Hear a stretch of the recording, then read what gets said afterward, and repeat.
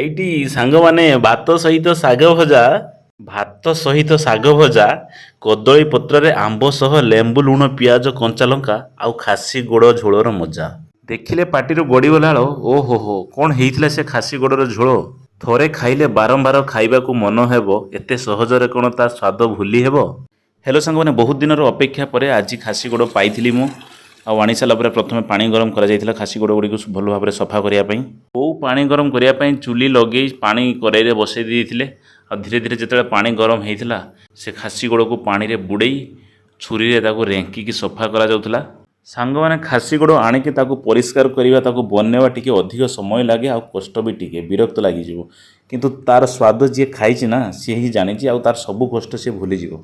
ସାଙ୍ଗମାନେ, ମୁଁ ଆଣିଥିଲି 8ଟା ଗୋଡ଼କୁ 200 ଟଙ୍କା ଦେଇକି। ଆଉ ଆଣି ସାରିଲା ପରେ ତାକୁ ଗରମ ପାଣିରେ ବୁଡ଼େଇକି ଭଲ ଭାବରେ ପରିଷ୍କାର କରିଦିଆଯାଇଥିଲା ସବୁ। ଆଉ ଯାହା ବି ଛୋଟ ମୋଟ ସବୁ ଲୋମ ରହିଥିଲା ତାକୁ ପୋଡ଼ିକି ସଫା କରିଦିଆଯାଇଥିଲା। ତାପରେ ପୋଡ଼ା ସରିବା ପରେ ତାକୁ ମୁଁ ନେଇକି ଯାଇଥିଲି ଆମ ଘର ଯେଉଁ ଟ୍ୟୁବୱେଲ୍ ଅଛି, ଟ୍ୟୁବୱେଲ୍ ମୂଳକୁ। ଆଉ ତାକୁ ସେଠି ଟ୍ୟୁବୱେଲ୍ ମୂଳରେ ତାକୁ ଭଲ ଭାବରେ ଘଷିକି ରଗଡ଼ିକି ଧୁଆଯାଇଥିଲା ଭଲିକିନା। ଆରମ୍ଭରୁ ଶେଷ ଯାଏଁ ଦେଖନ୍ତୁ ଖାସି ଗୋଡ଼ କେମିତି ଭାବରେ ସଫା କରାଯାଉଛି। ଆଉ ଆମ ଆଡ଼େ ତ ୟାର ଡିମାଣ୍ଡ ବହୁତ ଅଧିକ।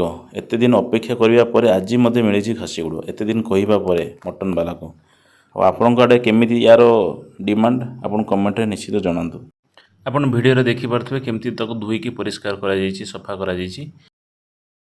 ସାଙ୍ଗମାନେ, ତାପରେ ମୁଁ ଯାଇଥିଲି ଆମ ବାଡ଼ିରୁ ଗୋଟେ କଦଳୀପତ୍ର କାଟିକି ଆଣିଥିଲି। ଆଉ କଦଳୀପତ୍ର ଉପରେ ରଖିକି ତାକୁ ପୁଣି କାଟିକି ଛୋଟ ଛୋଟ ପିସ୍ କରାଯାଇଥିଲା। ଆପଣ ଦେଖିପାରୁଥିବେ ଭିଡ଼ିଓ ମାଧ୍ୟମରେ। ସାଙ୍ଗମାନେ, ଏଇଟା ଯଦି ଆପଣ ପ୍ରଥମ ଥର ଫାର୍ଷ୍ଟ ଟାଇମ୍ କରୁଛନ୍ତି, ଟିକେ ଆପଣଙ୍କୁ ଅଡ଼ୁଆ ଲାଗିପାରେ ସବୁକିଛି। କିନ୍ତୁ ଥରେ ଦୁଇଥର କଲା ପରେ ଆପଣ ଥରେ ଟେଷ୍ଟର ମଜା ପାଇବେ, ମାନେ ଏସବୁ ଜିନିଷ କିଛି ଭୁଲିଯିବେ। ଯେତେ ପରିଶ୍ରମ ହେଲେ ବି କହିବେ ମୁଁ କରିଦେବି। ଏବେ କଟିଂ ଚାଲିଛି, ଆପଣ ଦେଖିପାରୁଥିବେ ତାକୁ କାଟିକି କେମିତି ଛୋଟ ଛୋଟ ପିସ୍ କରାଯାଉଛି। 8ଟା ଗୋଡ଼ ଗୋଟେ ବେଲାରେ ବେଲେ ମାଂସ ହେଇଯାଇଥିଲା। ଆପଣ ଯଦି ନିଜେ ସଫା ନ କରିପାରିବେ, ତେବେ ଚିକେନ୍ କଟିଂ ସେଣ୍ଟରକୁ ନେଲେ ମଧ୍ୟ ସିଏ ପଇସା ନେଇକି ସଫା କରିକି ଦେଇପାରିବ। କଟିଂ ହେଇସାରିବା ପରେ ତାକୁ 2 ଘଣ୍ଟା ପର୍ଯ୍ୟନ୍ତ ପାଣିରେ ସିଝା ଯାଉଥିଲା, କାହିଁକିନା ଇଏ ସିଝିବା ପାଇଁ ଟିକେ ଅଧିକ ସମୟ ନେଇଥାଏ।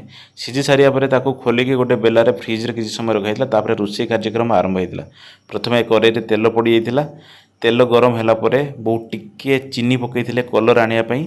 ଚିନି ପଡ଼ି ସାରିଲା ପରେ ପିଆଜ ପଡ଼ିଯାଇଥିଲା, ତେଜପତ୍ର ବି ପଡ଼ିଯାଇଥିଲା। ପିଆଜ ଲାଲ ପଡ଼ିବା ପର୍ଯ୍ୟନ୍ତ ବୋଉ ତାକୁ ଡାଙ୍ଗଉଥିଲେ ଧୀର ଆଞ୍ଚରେ। ଦେଖନ୍ତୁ ଧୀରେ ଧୀରେ କେମିତି ପିଆଜ ଲାଲ ପଡ଼ି ଆସି ସାରିଲାଣି। ତାପରେ ଟିକେ ଲଙ୍କାଗୁଣ୍ଡ, ଅଦା ରସୁଣ ପେଷ୍ଟ ପଡ଼ିଯାଇଥିଲା। ତାପରେ ଲୁଣ ଟିକେ ପକାଇଦେଲେ। ତାପରେ ଗରମ ମସଲା ଗୋଟେ ପ୍ୟାକେଟ୍ ପଡ଼ିଯାଇଥିଲା ସେଥିରେ। ତାପରେ ବାସ୍ନା ବି ବଢ଼ିଆ ଆସିବା ଷ୍ଟାର୍ଟ ହେଇଯାଇଥିଲା। ତାପରେ ହଳଦୀ ଗୁଣ୍ଡ ଟିକେ ପଡ଼ିଯାଇଥିଲା। ତାପରେ ବୋଉ ଭଲ ଭାବରେ ତାକୁ ଟିକେ ଡାଙ୍ଗି ଦେଇଥିଲେ। ମସଲା ହେଇ ଆସିଲାଣି, ଦେଖିପାରୁଥିବେ କଲର୍ କେମିତି ଲାଲ ହେଇଗଲାଣି। ମସଲା ଭଲ ଭାବରେ କଷି ସାରିଲା ପରେ ବୋଉ ପାଣି ଢାଳି ଦେଇଥିଲେ। ଆଉ ପାଣି ଢାଳି ସାରିଲା ପରେ ଆପଣ ଦେଖୁଥିବେ କେମିତି ମସଲାର ରଙ୍ଗ ଲାଲ ହେଇଯାଇଥିଲେ। ଆଉ ଯେଉଁ ଫ୍ରିଜରେ ରଖାଯାଇଥିଲା ସିଝେଇକି ମଟନ୍ ଗୋଡ଼ ସବୁ, ତାକୁ ବର୍ତ୍ତମାନ ଛାଡ଼ି ଦିଆଯାଇଥିଲା କଡ଼େଇରେ। ତା ସହିତ 4-5 ପିସ୍ ଆଳୁ ମଧ୍ୟ ପଡ଼ିଥିଲା। ଆଉ ବୋଉ ଭଲ ଭାବରେ ତାକୁ ଢାଙ୍କି ଦେଇଥିଲେ। ଇଏ ହେଉଛି ଆମ ଘର ବାଡ଼ିର ଦୃଶ୍ୟ ଦେଖନ୍ତୁ। ଆଉ ବର୍ଷା ବି ଉଠାଇଥିଲା, କିନ୍ତୁ ବର୍ଷାଟା ହେଇନାହିଁ। ଖରା ବି ବେଶୀ ଜୋରରେ କରୁନାହିଁ, କାଉଁଳିଆ ଟାଇପ୍ର କରିଛି। ଆଉ ଗରମ ବି ବେଶୀ ଲାଗୁନାହିଁ। ବହୁତ ସୁନ୍ଦର ପାଗ। ଆଉ ଏଇ ପାଗରେ ଏଇ ମଟନ୍ ଗୋଡ଼ ଝୋଳ ଖାଇବାର ମଜା ହିଁ କିଛି ଅଲଗା। ଦେଖନ୍ତୁ ମଟନ୍ ଗୋଡ଼ର ଝୋଳ ଫୁଟିବା ଆରମ୍ଭ ହେଲାଣି। ତା ସହିତ ଆଳୁ ବି ମଧ୍ୟ ଅଧା ସିଝି ଆସି ସାରିଲାଣି। ଆଉ କିଛି ସମୟ ଅପେକ୍ଷା କରିବା। ଆଉ କିଛି ସମୟ ଚୁଲିରେ ବସିବା ପରେ ପାଣି ମଧ୍ୟ ମରି ଆସିଥିଲା। ଆଉ ସେ ପୁରା ଶୁଖିଲା ଡ୍ରାଏ ଭଳିଆ ହେଇଯାଇଥିଲା। ଆଉ କଷା ବି ରେଡ଼ି ହେଇଯାଇଥିଲା। ସେତେବେଳେ ବୋଉ ଦେଉଥାନ୍ତି ମୋତେ ଟିକେ ଟେଷ୍ଟ କରିବା ପାଇଁ ଲୁଣ ଲଙ୍କା କେମିତି ହେଇଛି। ଆଉ ମୁଁ ତ ଜଗିକି ବସିଥାଏ ଚୁଲି ପାଖରେ। ଆଉ ଦେଖୁ ଦେଖୁ କଷା ପ୍ରସ୍ତୁତ ହେଇଥିଲା। ଆଉ ପାଣି ବି ମରି ଆସିଥିଲା।